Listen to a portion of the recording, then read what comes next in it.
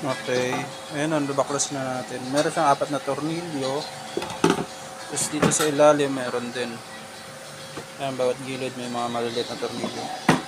Ayan, buksan na natin. Ayan. Tapos,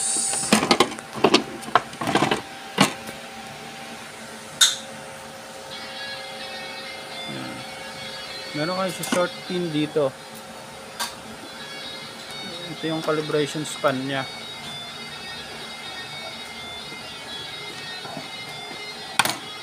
Ganito lang po manira ng timbangan.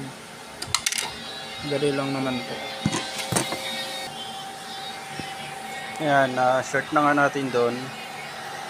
On lang natin. Ayan. Pag power on mo, display is call. Then tear.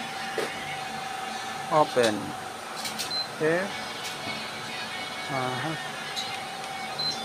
So, then 1 tear, then tear,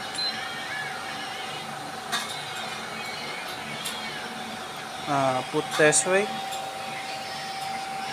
sample, 20 kilos.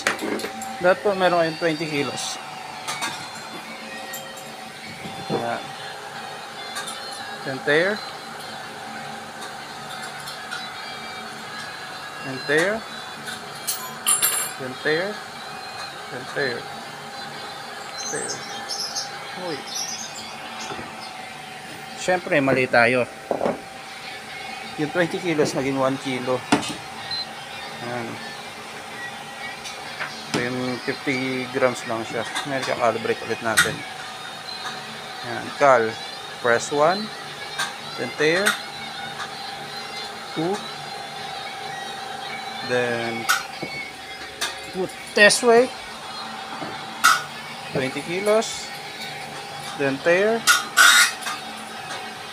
1 kilo, type barrier test weight 0 bali 20,000 siya dapat, then tear. Yan is, this is maximum capacity. Tear, tear, tear. Yan, 20 kilos.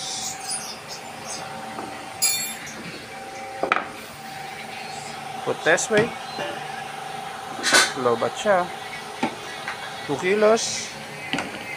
3 kilos. 4 kilos. Ulit. 1 kilo. 2 kilo. 3 kilos. 4 kilos.